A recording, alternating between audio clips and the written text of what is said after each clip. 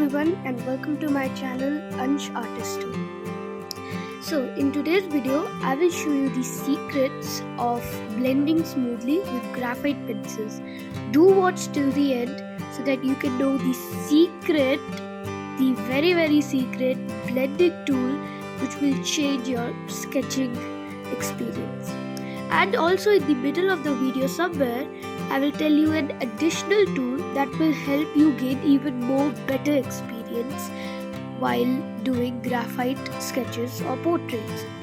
So first off, I took a 4B, or you can either take a 6B or 4B pencil and start shading in the head of the swan, which is very dark, so make sure you fill it jet black.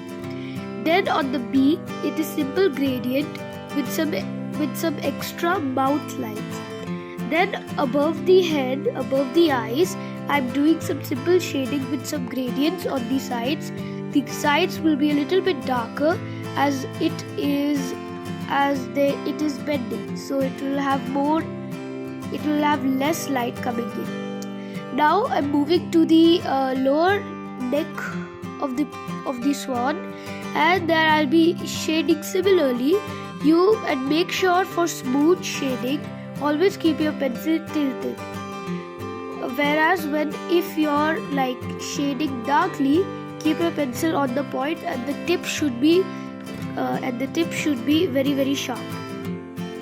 Now using the 4B pencil, I'm making some light enhancements because the structure of the swan was a little bit not what I expected it to be. So now, after shading in the neck portion, I'm lightly shading the first mane of the body. The first mane of the body is light, but I shaded it so that we can get some value in there.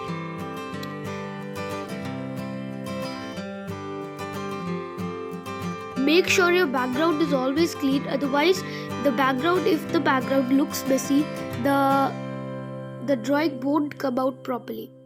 Now for the wings, there are some creases and folds.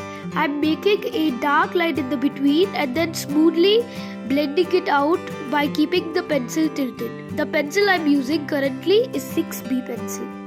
Now I'm making some lines for the feathers, which is not really necessary. I just thought of it as an external accessory. So now I'm adding some more depth and repeating the same process with the curves and creases of the swan's wings. I will blend and show you the end results in the very last of the video, so make sure you stay till the end. Now with the same 6B pencil, I will be darkening up the creases of the bigger flap of the swan. Make sure first you darken up the edge and then blend it out by keeping the pencil tilted a little bit. After blending it out, take note of the lights and shadows that are present in your reference photo and add some dark shadings there. After adding the dark shadings, slightly gradient it out so that it doesn't look like a dark patch. It should be looking really smoothed out. The next what I'll be doing is touching up the feather areas with Mono Zero eraser to make sure that I know where the lights and shadows stay.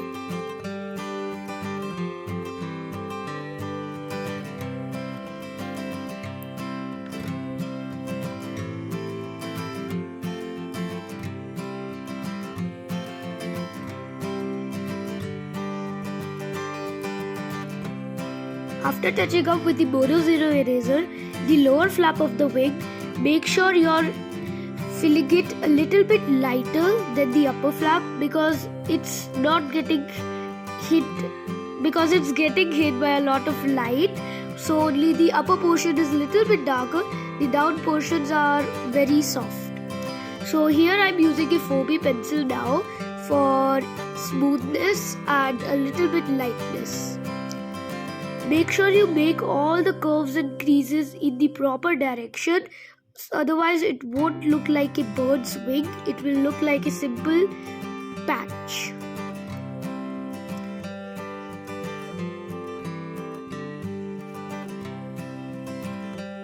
Next, I tried to get rid of those extra bird lines on the bigger flap, and after that I started the topmost flap, which is, the process is like what's similar, but the very top of that portion is a little bit in the dark side and the down portion is neutral, or you can say mid-tone.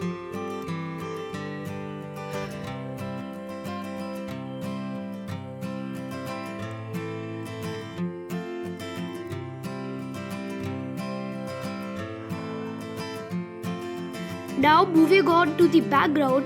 In the background for this particular reference photo there was water. I added some more water droplets and extra accessories in the reference picture, but not to worry, I will tell you everything how I did it. So first I made a really dark streak and then gradiated it out alongside. So you just need to keep continuing doing this so that you can achieve the results for the background looking like realistic water. You just need to follow the direction of the water and make sure that you are putting in the right streaks and strokes. If these streaks get messed up a little bit, not to worry. But if they get messed up a little bit too far, it won't look like water, it will look like something else. So, as for the shadow is very dark and kind of extensive. So I made some changes in the reference photo and added the shadow a little bit according to my style. I kept the proportions in place and it was looking good. Now, for the shadows, make sure you fill it in jet black color and on the edges, gradate it out a little bit. After doing the edges, make sure it is completely gradiating out in the paper. And from the outside portions above these streaks or outside these streaks, make sure that they are like looking a little bit of water. Streaks should not be there, only the blending should be there with the tilted graphite pencil. Now after filling in the dark shadow of the swan, I moved on to the right hand side of the swan's shadow. I made the shadow a little bit darker because I thought there was some streaks and strokes and some paper gradient showing through.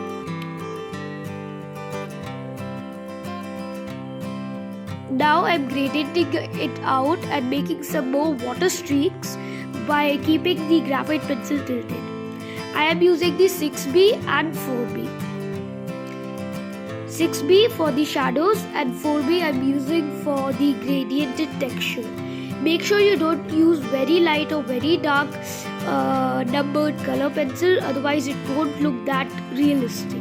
You need to maintain the correct amount of pencil number and darkness. Now there is one more shadow for the swan's neck because it is coming kind of out of water. So for the swan's neck, the water was really bubbly, so I made some changes. So I made it look like there was a little bit more movement in the water and gave some little bit streaks and made it look like it was actually moving, not staying there. Now, about the secret extra tip I was talking to you about. The extra tool is actually Mono Zero Eraser. And one more thing. The one more thing is keeping your pencil tilted. If you keep your pencil tilted to the extent where you know that it can't be blended that much further, so it will be blended nicely and just about right. So make sure while you're shading, doing the texture and the gradient thing, make sure your pencil is tilted to about 45 or 50 degree angle. If you do that, you will achieve really nice blending results and realistic texture. Okay, so now moving on, around the swan's beak, there was a little bit circle movement in the water like a droplet. So I made that using the simple method which I taught you. There should be like a main dark streak and then the gradient coming out of it. Now between the swan's neck and the main flap, I made some more movement so that it looks like it's actually in water from all around. The upper portion was quite easy because it wasn't that dark and it was kind of only gradient texture. No dark streaks.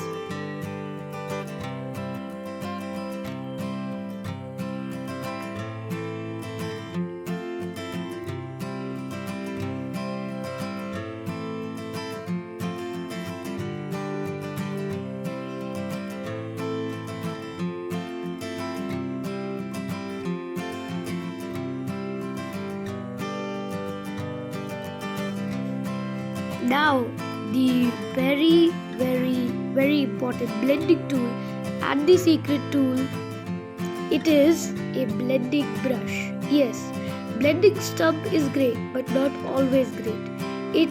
You can achieve good results from it, but some extra smudges and unwanted things come in your path. So with the brush, especially a flat, really not fluffy, a little bit stiff, flat brush is really great for blending, especially skin tones and like soft feathered birds. It's really great.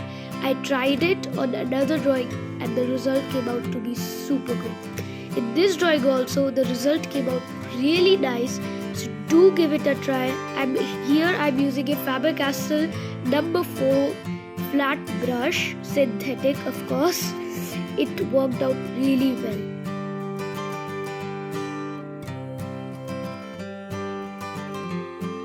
Now in the last, I'm giving some highlights to the swan's body by using a mono zero eraser. It is a simple round tip mono zero eraser. You can also use any simple eraser or stick eraser.